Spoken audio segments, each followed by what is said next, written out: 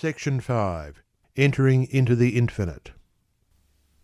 From the beginning of time, man, in spite of his bodily appetites and desires, in the midst of all his clinging to earthly and impermanent things, has ever been intuitively conscious of the limited, transient, and illusionary nature of his material existence, and in his sane and silent moments has tried to reach out into a comprehension of the infinite, and has turned with tearful aspiration toward the restful reality of the eternal heart.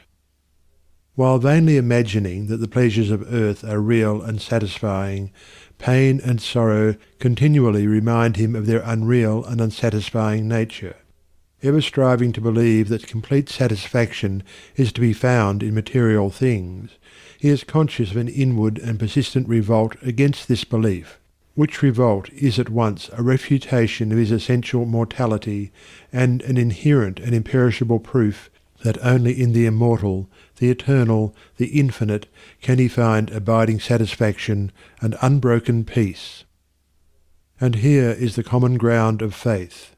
Here the root and spring of all religion. Here the soul of brotherhood and the heart of love.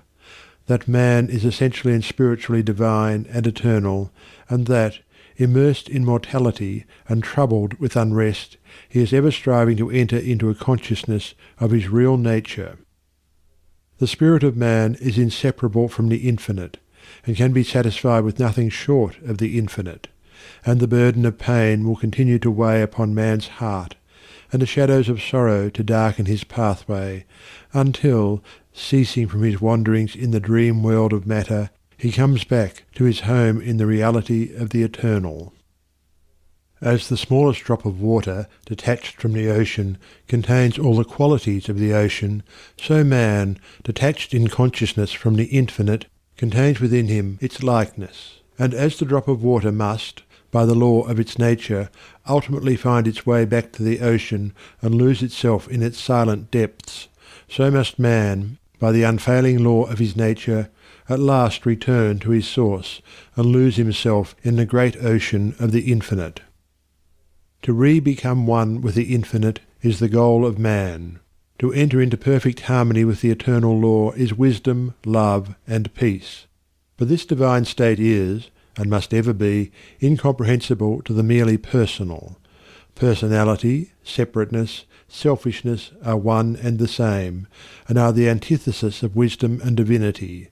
By the unqualified surrender of the personality, separateness and selfishness cease, and man enters into the possession of his divine heritage of immortality and infinity. Such surrender of the personality is regarded by the worldly and selfish mind as the most grievous of all calamities, the most irreparable loss, yet it is the one supreme and incomparable blessing, the only real and lasting gain. The mind, unenlightened upon the inner laws of being, and upon the nature and destiny of its own life, clings to transient appearances, things which have in them no enduring substantiality, and so clinging perishes, for the time being, amid the shattered wreckage of its own illusions. Men cling to and gratify the flesh as though it were going to last for ever. And though they try to forget the nearness and inevitability of its dissolution, the dread of death and of the loss of all that they cling to clouds their happiest hours, and the chilling shadow of their own selfishness follows them like a remorseless spectre. And with the accumulation of temporal comforts and luxuries, the divinity within men is drugged, and they sink deeper and deeper into materiality, into the perishable life of the senses, and where there is sufficient intellect, theories concerning the immortality of the flesh come to be regarded as infallible truths. When a man's soul is clouded with selfishness, in any or every form, he loses the power of spiritual discrimination, and confuses the temporal with the eternal, the perishable with the permanent, mortality with immortality, and error with truth. It is thus that the world has come to be filled with theories and speculations having no foundation in human experience. Every body of flesh contains within itself, from the hour of birth, the elements of its own destruction, and by the unalterable law of its own nature must it pass away. The perishable in the universe can never become permanent. The permanent can never pass away. The mortal can never become immortal. The immortal can never die. The temporal cannot become eternal, nor the eternal become temporal. Appearance can never become reality, nor reality fade into appearance. Error can never become truth, nor can truth become error. Man cannot immortalize the flesh, but by overcoming the flesh, by relinquishing all its inclinations, he can enter the region of immortality. God alone hath immortality, and only by realizing the God state of consciousness does man enter into immortality. All nature in its myriad forms of life is changeable, impermanent, unenduring. Only the informing principle of nature endures. Nature is many and is marked by separation. The informing principle is one and is marked by unity. By overcoming the senses and the selfishness within, which is the overcoming of nature, man emerges from the chrysalis of the personal and illusory, and wings himself into the glorious light of the impersonal, the region of universal truth, out of which all perishable forms come. Let men, therefore, practice self-denial. Let them conquer their animal inclinations. Let them refuse to be enslaved by luxury and pleasure. Let them practice virtue, and grow daily into high and ever higher virtue, until at last they grow into the divine, and enter into both the practice and the comprehension of humility, meekness, forgiveness, compassion, and love, which practice and comprehension constitute divinity. Good will gives insight, and only he who has so conquered his personality that he has but one attitude of mind, that of good will toward all creatures, is possessed of divine insight, and is capable of distinguishing the true from the false. The supremely good man is, therefore, the wise man, the divine man, the enlightened seer, the knower of the eternal. Where you find unbroken gentleness, enduring patience, sublime lowliness, graciousness of speech, self-control, self-forgetfulness, and a deep and abounding sympathy, look there for the highest wisdom. Seek the company of such a one, for he has realized the divine, he lives with the eternal, he has become one with the infinite. Believe not him that is impatient, given to anger, boastful, who clings to pleasure and refuses to renounce his selfish gratifications, and who practises not good will and far-reaching compassion. For such a one hath not wisdom.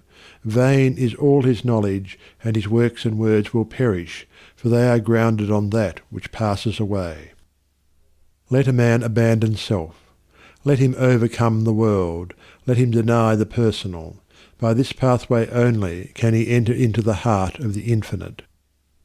The world, the body, the personality are mirages upon the desert of time, transitory dreams in the dark night of spiritual slumber, and those who have crossed the desert, those who are spiritually awakened, have alone comprehended the universal reality where all appearances are dispersed and dreaming and delusion are destroyed.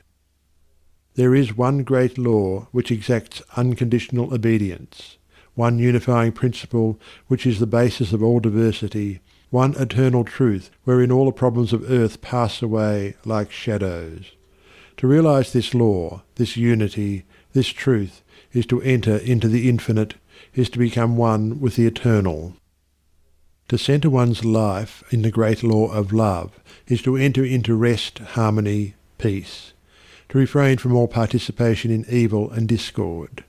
To cease from all resistance to evil, and from the omission of that which is good, and to fall back upon unswerving obedience to the holy calm within, is to enter into the inmost heart of things, is to attain to a living, conscious experience of that eternal and infinite principle which must ever remain a hidden mystery to the merely perceptive intellect. Until this principle is realized, the soul is not established in peace, and he who so realizes is truly wise. Not wise with the wisdom of the learned, but with the simplicity of a blameless heart and of a divine manhood. To enter into a realization of the infinite and eternal is to rise superior to time and the world and the body, which comprise the kingdom of darkness, and is to become established in immortality, heaven, and the spirit, which make up the empire of light. Entering into the infinite is not a mere theory or sentiment. It is a vital experience which is the result of assiduous practice in inward purification. When the body is no longer believed to be, even remotely, the real man, when all appetites and desires are thoroughly subdued and purified, when the emotions are rested and calm, and when the oscillation of the intellect ceases and perfect poise is secured, then, and not till then, does consciousness become one with the infinite, nor until then is childlike wisdom and profound peace secured. Men grow weary and grey over the dark problems of life, and finally pass away, and leave them unsolved, because they cannot see their way out of the darkness of the personality, being too much engrossed in its limitations. Seeking to save his personal life, man forfeits the greater impersonal life in truth. Clinging to the perishable, he is shut out from a knowledge of the eternal.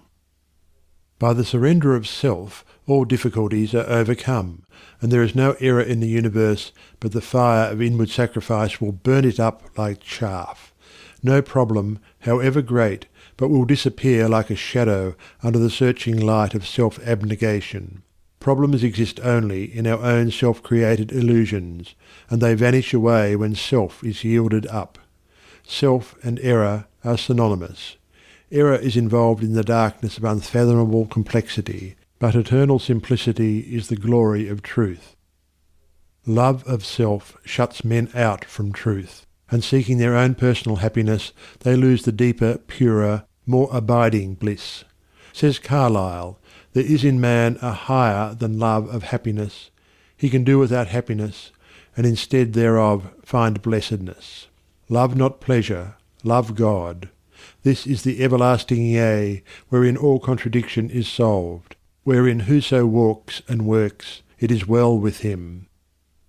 He who has yielded up that self, that personality that men most love, and to which they cling with such fierce tenacity, has left behind him all perplexity, and has entered into a simplicity so profoundly simple as to be looked upon by the world, involved as it is in a network of error, as foolishness. Yet such a one has realized the highest wisdom, and is at rest in the infinite. He accomplishes without striving, and all problems melt before him, for he has entered the region of reality, and deals not with changing effects, but with the unchanging principles of things.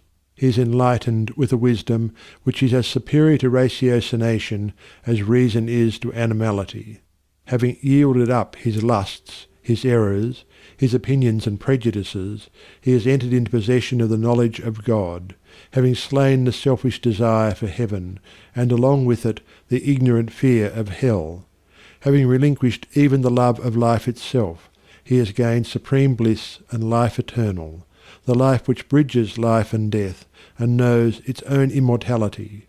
Having yielded up all without reservation, he has gained all, and rests in peace on the bosom of the infinite.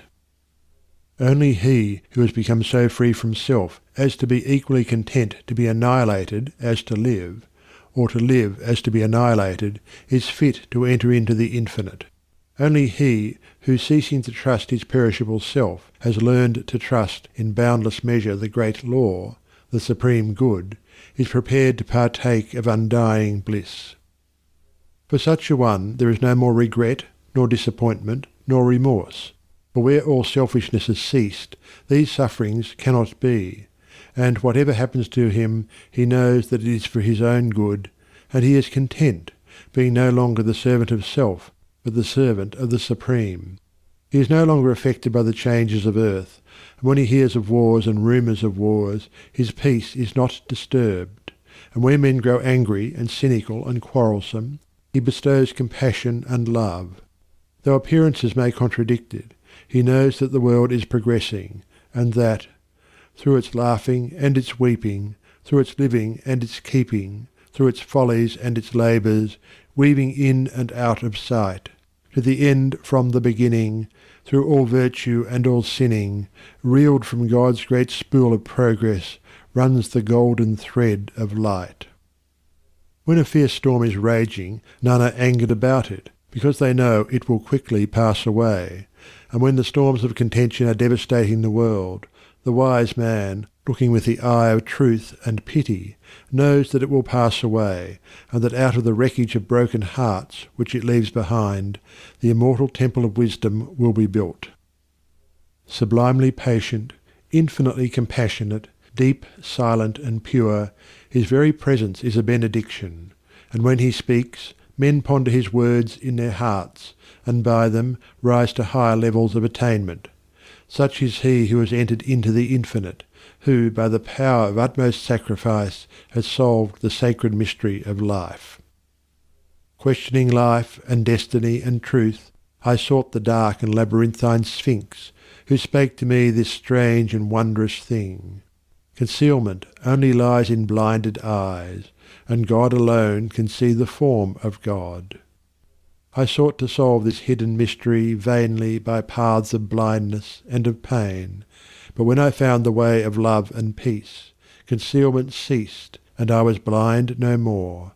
Then saw I God e'en with the eyes of God.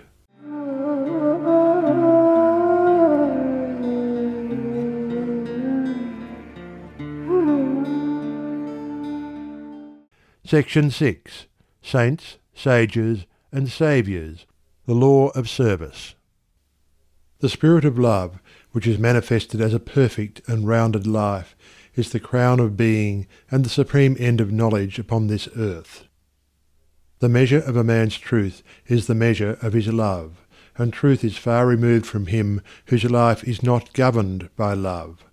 The intolerant and the condemnatory, even though they profess the highest religion, have the smallest measure of truth, while those who exercise patience, and who listen calmly and dispassionately to all sides, and both arrive themselves at, and incline others to thoughtful and unbiased conclusions upon all problems and issues, have truth in fullest measure. The final test of wisdom is this: how does a man live? What spirit does he manifest? How does he act under trial and temptation? Many men boast of being in possession of truth, who are continually swayed by grief, disappointment, and passion, and who sink under the first little trial that comes along. Truth is nothing if not unchangeable, and in so far as a man takes his stand upon truth, does he become steadfast in virtue, does he rise superior to his passions and emotions and changeable personality. Men formulate perishable dogmas and call them truth. Truth cannot be formulated. It is ineffable and ever beyond the reach of intellect. It can only be experienced by practice. It can only be manifested as a stainless heart and a perfect life. Who then, in the midst of the ceaseless pandemonium of schools and creeds and parties, has the truth? He who lives it. He who practices it. He who, having risen above that pandemonium by overcoming himself, no longer engages in it, but sits apart, quiet, subdued, calm, and self-possessed, freed from all strife, all bias, all condemnation, and bestows upon all the glad and unselfish love of the divinity within him. He who is patient, calm, gentle, and forgiving under all circumstances manifests the truth. Truth will never be proved by wordy arguments and learned treatises, for if men do not perceive the truth in infinite patience, undying forgiveness, and all-embracing compassion, no words can ever prove it to them. It is an easy matter for the passionate to be calm and patient when they are alone, or are in the midst of calmness. It is equally easy for the uncharitable to be gentle and kind when they are dealt kindly with, but he who retains his patience and calmness under all trial, who remains sublimely meek and gentle under the most trying circumstances, he, and he alone, is possessed of the spotless truth. And this is so because such lofty virtues belong to the divine, and can only be manifested by one who has attained to the supreme wisdom, who has relinquished his passionate and self-seeking nature, who has realized the supreme and unchangeable law, and has brought himself into harmony with it. Let men, therefore, cease from vain and passionate arguments about truth, and let them think and say and do those things which make for harmony, peace, love, and goodwill. Let them practice heart virtue, and search humbly and diligently for the truth which frees the soul from all error and sin, from all that blights the human heart, and that darkens, as with unending night, the pathway of the wandering souls of earth. There is one great all-embracing law which is the foundation and cause of the universe, the law of love. It has been called by many names in various countries and at various times, but behind all its names the same unalterable law may be discovered by the eye of truth. Names, religions, personalities pass away, but the law of love remains. To become possessed of a knowledge of this law, to enter into conscious harmony with it, is to become immortal, invincible, indestructible. It is because of the effort of the soul to realize this law that men come again and again to live, to suffer, and to die, and when realized, suffering ceases, personality is dispersed, and the fleshly life and death are destroyed, for consciousness becomes one with the eternal. The law is absolutely impersonal, and its highest manifested expression is that of service. When the purified heart has realized truth, it is then called upon to make the last, the greatest and holiest sacrifice, the sacrifice of the well-earned enjoyment of truth. It is by virtue of this sacrifice that the divinely emancipated soul comes to dwell among men, clothed with a body of flesh, content to dwell among the lowliest and least, and to be esteemed the servant of all mankind. That sublime humility which was manifested by the world's saviours is the seal of Godhead, and he who has annihilated the personality, and has become a living, visible manifestation of the impersonal, eternal, boundless Spirit of love, is alone singled out as worthy to receive the unstinted worship of posterity. He only who succeeds in humbling himself with that divine humility, which is not only the extinction of self, but is also the pouring out upon all the spirit of unselfish love, is exalted above measure, and given spiritual dominion in the hearts of mankind. All the great spiritual teachers have denied themselves personal luxuries, comforts, and rewards, have abjured temporal power, and have lived and taught the limitless and impersonal truth. Compare their lives and teachings, and you will find the same simplicity, the same self-sacrifice, the same humility, love, and peace, both lived and preached by them. They taught the same eternal principles, the realization of which destroys all evil. Those who have been hailed and worshipped as the saviours of mankind are manifestations of the great impersonal law, and, being such, were free from passion and prejudice, and having no opinions, and no special letter of doctrine to preach and defend, they never sought to convert and to proselytize. Living in the highest goodness, the supreme perfection, their sole object was to uplift mankind by manifesting that goodness in thought, word, and deed. They stand between man, the personal, and God, the impersonal, and serve as exemplary types for the salvation of self-enslaved mankind. Men who are immersed in self, and who cannot comprehend the goodness that is absolutely impersonal, deny divinity to all saviours except their own, and thus introduce personal hatred and doctrinal controversy, and, while defending their own particular views with passion, look upon each other as being heathens or infidels, and so render null and void, as far as their lives are concerned, the unselfish beauty and holy grandeur of the lives and teachings of their own masters. Truth cannot be limited. It cannot be the special prerogative of any man, school, or nation, and when personality steps in, truth is lost. The glory alike of the saint, the sage, and the saviour is this, that he has realized the most profound lowliness, the most sublime unselfishness. Having given up all, even his own personality, all his works are holy and enduring, for they are freed from every taint of self.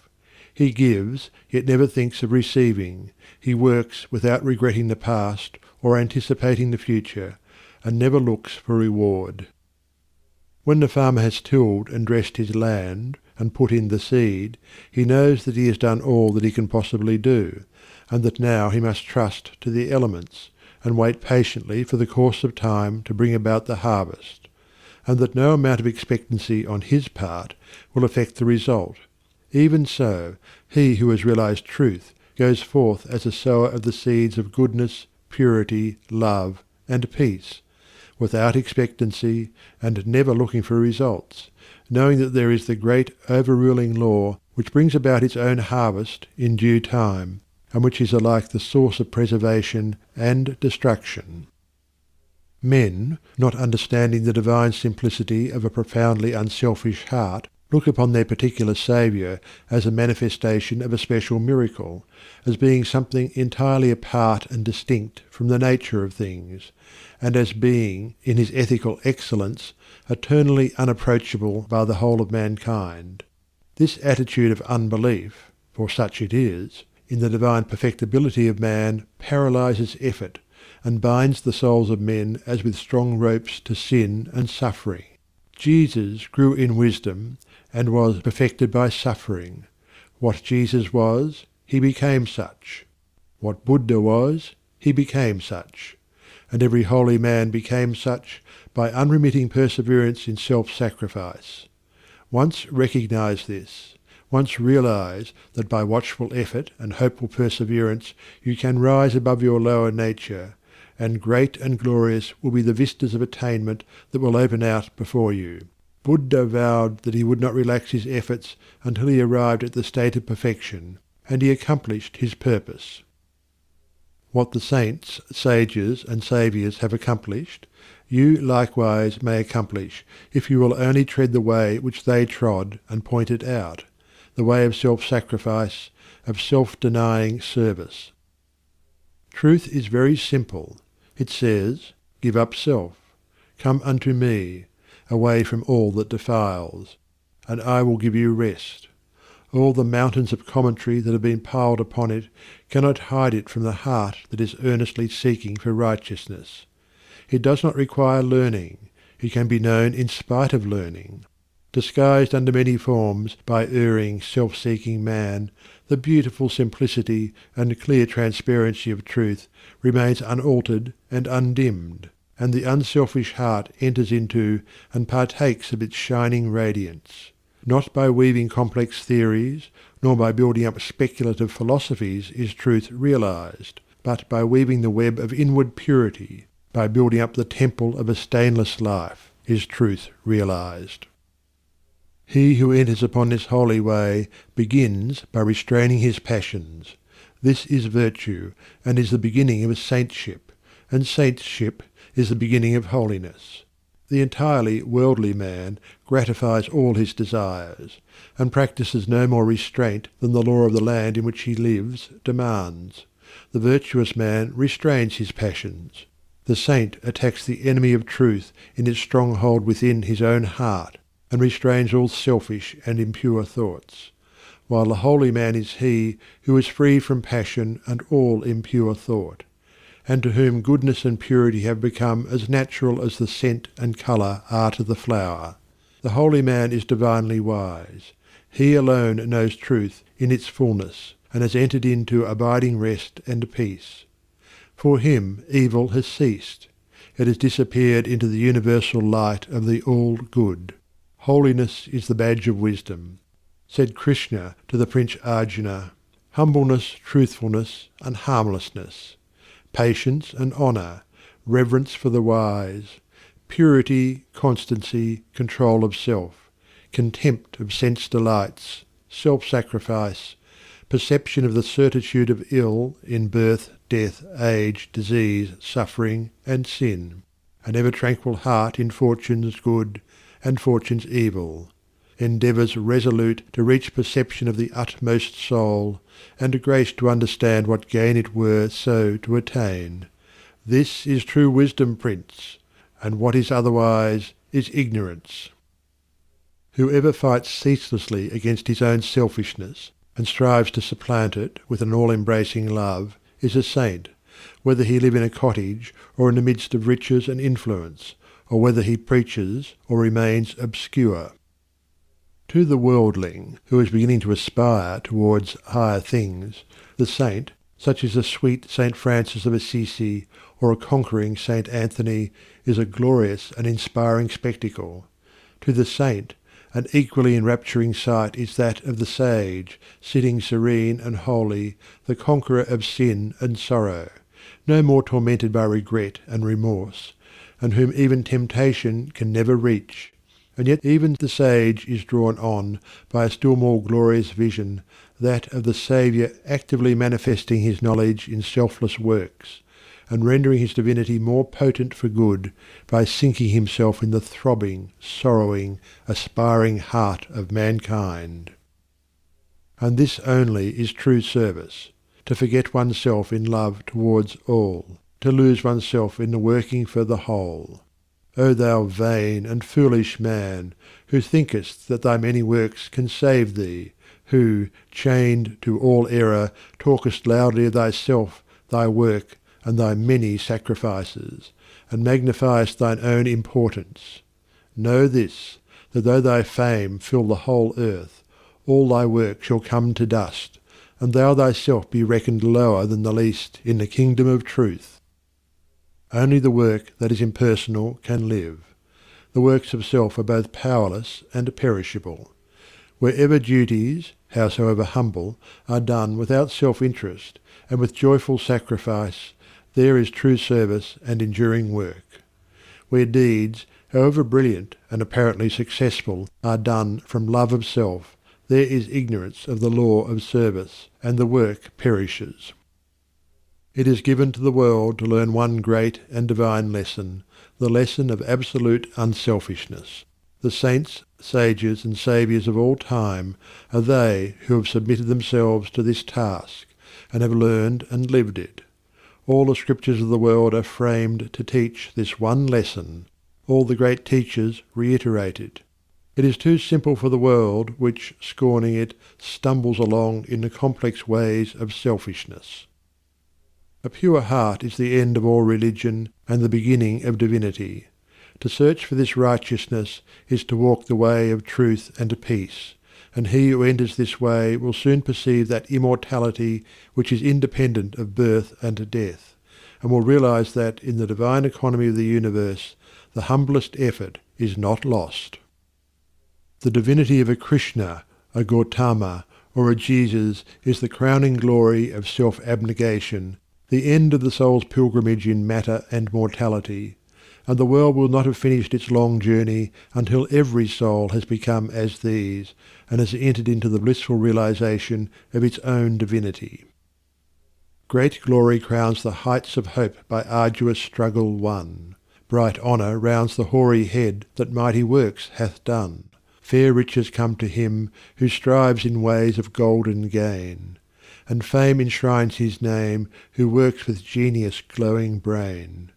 But greater glory waits for him who in the bloodless strife 'gainst self and wrong adopts in love the sacrificial life, and brighter honour rounds the brow of him who mid the scorns of blind idolaters of self accepts the crown of thorns. And fairer, purer riches come to him who sweetly strives to walk in ways of love and truth to sweeten human lives. And he who serveth well mankind exchanges fleeting fame for light eternal, joy and peace, and robes of heavenly flame.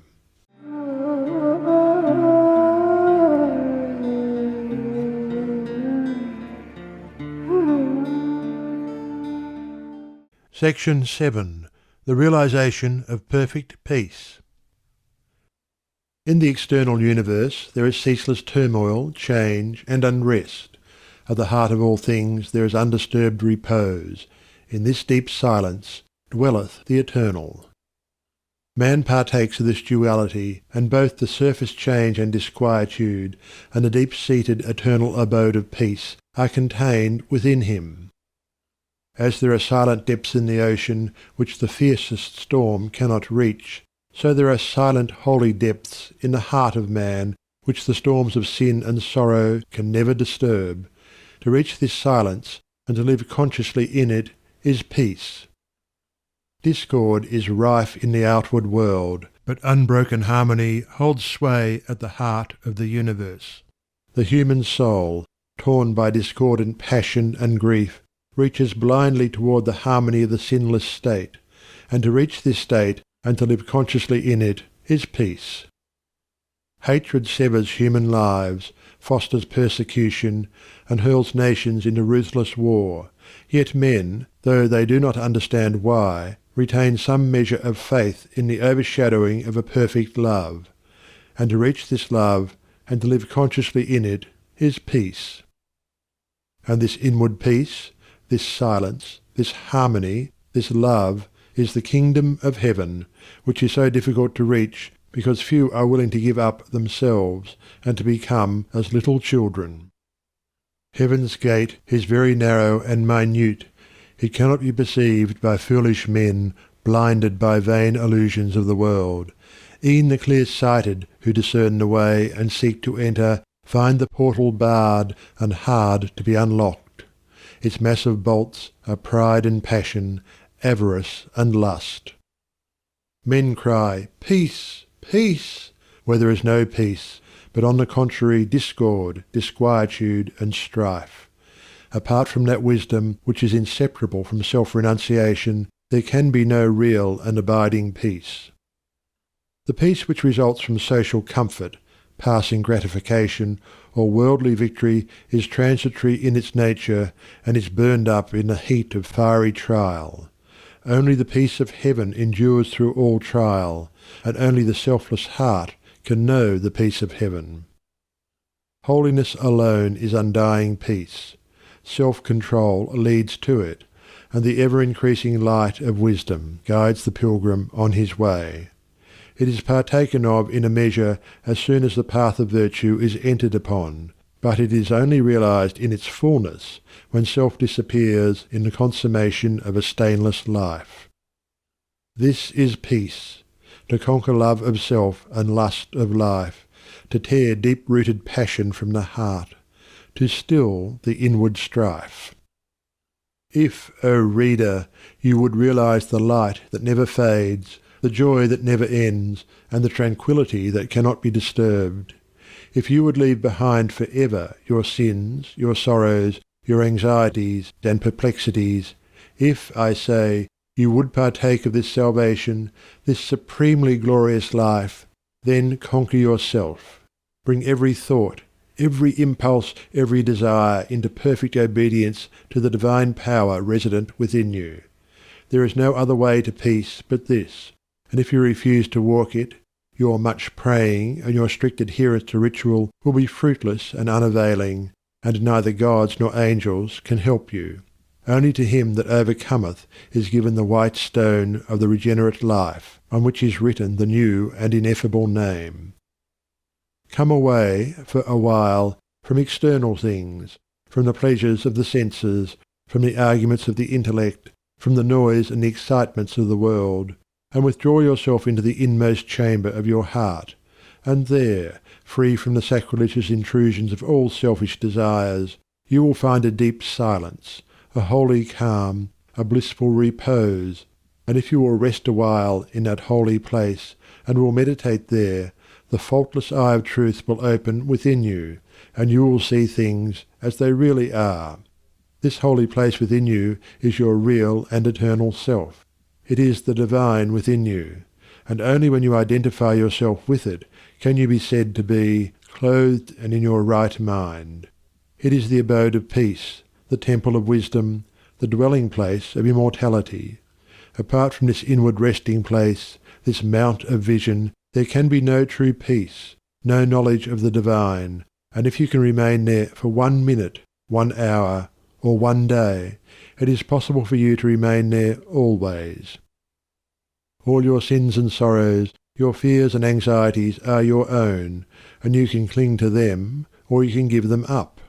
Of your own accord you cling to your unrest. Of your own accord you can come to abiding peace. No one else can give up sin for you. You must give it up yourself. The greatest teacher can do no more than walk the way of life for himself, and point it out to you. You yourself must walk it for yourself.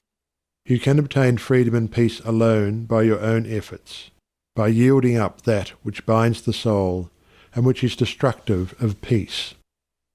The angels of divine peace and joy are always at hand, and if you do not see them, or hear them, and dwell with them, it is because you shut yourself out from them, and prefer the company of the spirits of evil within you. You are what you will to be, what you wish to be, what you prefer to be. You can commence to purify yourself, and by so doing can arrive at peace, or you can refuse to purify yourself, and so remain with suffering. Step aside then, come out of the fret and the fever of life, away from the scorching heat of self, and enter the inward resting place where the cooling airs of peace will calm, renew, and restore you. Come out of the storms of sin and anguish. Why be troubled and tempest-tossed when the haven of the peace of God is yours? Give up all self-seeking, give up self, and lo, the peace of God is yours. Subdue the animal within you, conquer every selfish uprising, every discordant voice. Transmute the base metals of your selfish nature into the unalloyed gold of love, and you shall realize the life of perfect peace. Thus subduing, thus conquering, thus transmuting, you will, O reader, while living in the flesh, cross the dark waters of mortality and reach that shore upon which the storms of sorrow never beat, and where sin and suffering and dark uncertainty cannot come. Standing upon that shore, holy, compassionate, awakened, and self-possessed, and glad with unending gladness, you will realize that never the Spirit was born, the Spirit will cease to be never. Never was time it was not. End and beginning are dreams. Birthless and deathless and changeless remaineth the Spirit for ever. Death hath not touched it at all, dead though the house of it seems. You will then know the meaning of sin, of sorrow, of suffering, and that the end thereof is wisdom. Will know the cause and the issue of existence. And with this realization you will enter into rest, for this is the bliss of immortality, this the unchangeable gladness, this the untrammelled knowledge, undefiled wisdom, and undying love. This, and this only, is the realization of perfect peace. O thou who wouldst teach men of truth, hast thou passed through the desert of doubt? Art thou purged by the fires of sorrow? Hath ruth the fiends of opinion cast out of thy human heart? Is thy soul so fair that no false thought can ever harbour there? O thou who wouldst teach men of love, hast thou passed through the place of despair? Hast thou wept through the dark night of grief? Does it move, now freed from its sorrow and care, thy human heart to pitying gentleness, looking on wrong and hate and ceaseless stress? O thou who wouldst teach men of peace, hast thou crossed the wide ocean of strife? Hast thou found, on the shores of the silence, release from all the wild unrest of life? From thy human heart hath all striving gone, leaving but truth, and love, and peace alone?